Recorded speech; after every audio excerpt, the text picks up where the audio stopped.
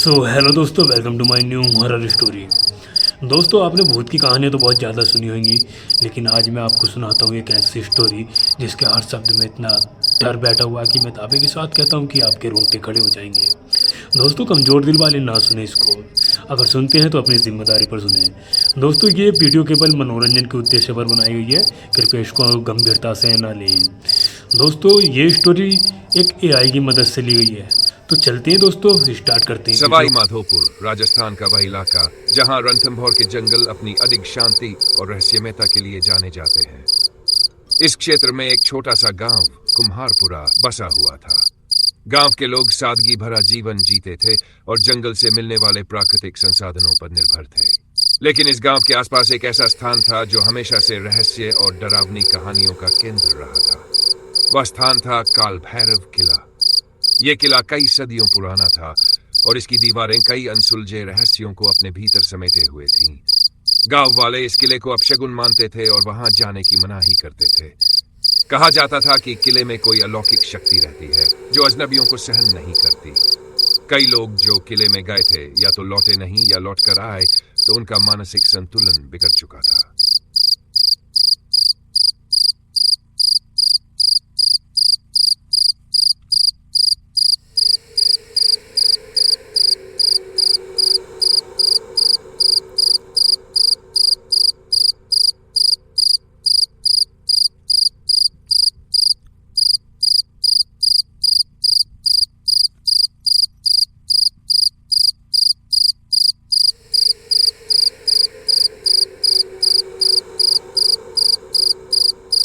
रात की यात्रा।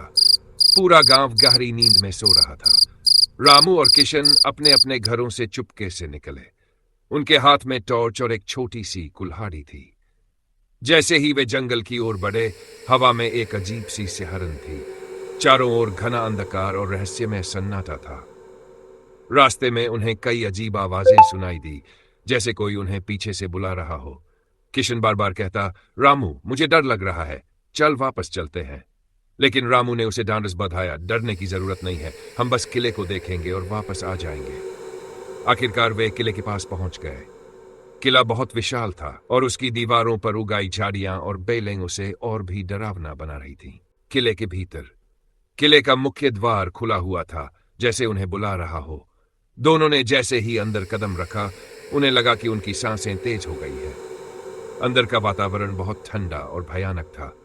किले के अंदर हर जगह धूल और जाले थे। दीवारों पर अजीब अजीब चित्र बने हुए थे जो किसी प्राचीन अनुष्ठान का संकेत दे रहे थे। चलते चलते वे एक बड़े हॉल में पहुंचे। वहां एक पत्थर की मूर्ति थी जो काल भैरव की थी। मूर्ति के चारों ओर राख और जले हुए दियों के निशान थे। तभी रामू ने महसूस किया कि कोई उनकी ओर देख रहा है। उसने किशन से कहा, क्या तुम्हें भी ऐसा लग रहा है कि यहां कोई और है? किशन ने कांपते हुए जवाब दिया, हाँ मुझे भी ऐसा लग रहा है, चल यहां से चलते हैं। लेकिन रामू ने हिम्मत करके कहा, नहीं, हम और आगे देखेंगे। जैसे ही वे हॉल से बाहर निकले, अचानक से उन्हें किसी के चलने की आवाज सुनाई दी। आवाज धीरे धीरे उनके पास आ रही थी। रामू ने टॉर्च जलाकर देखा, लेकिन वहां कोई नहीं था। किशन ने डरते हुए कहा, रामू यह जगह सही नहीं है, हमें यहां से जाना चाहिए। तभी उनकी टॉर्च बंद हो गई और पूरा किला अंधेरे में डूब गया। उन्हें अपने पीछे किसी की भारी सांसें सुनाई दी। जैसे ही उन्होंने मुड़कर देखा, वहां एक काले साए को खड़ा पाया। उसकी लाल आंखें और लंबा शरीर देखकर दोनों के होश उड़ गए। साया धीरे धीरे उनकी ओर बढ़ा और कहा, क्यों आए हो यहां? क्या तुम्हें पता नहीं कि यह स्थान शापित है? भागने की कोशिश। किशन डर के मारे बेहोश हो गया। रामू ने उसे संभाला और दोनों वहां से भागने की कोशिश करने लगे, लेकिन किले के दरवाजे अपने आप बंद हो गए। रामू ने चारों ओर देखा, लेकिन हर ओर सिर्फ अंधेरा था। उसने किशन को खींचते हुए किसी तरह किले से बाहर का रास्ता खोजने की कोशिश की, लेकिन किले के बाहर का रास्ता गायब हो चुका था। अब उनके चारों ओर सिर्फ जंगल और अजीब अजीब आवाजें थी। तभी उन्हें एक बूढ़े बाबा की आवाज सुनाई दी, रुको बच्चों, भाग 6, बाबा की मदद। बाबा ने उन्हें रुकने का इशारा किया। उन्होंने कुछ मंत्र पढ़े और अपने त्रिशूल से एक रेखा खींची। साया जैसे ही रेखा के पास आया, वह चीखने लगा और गायब हो गया।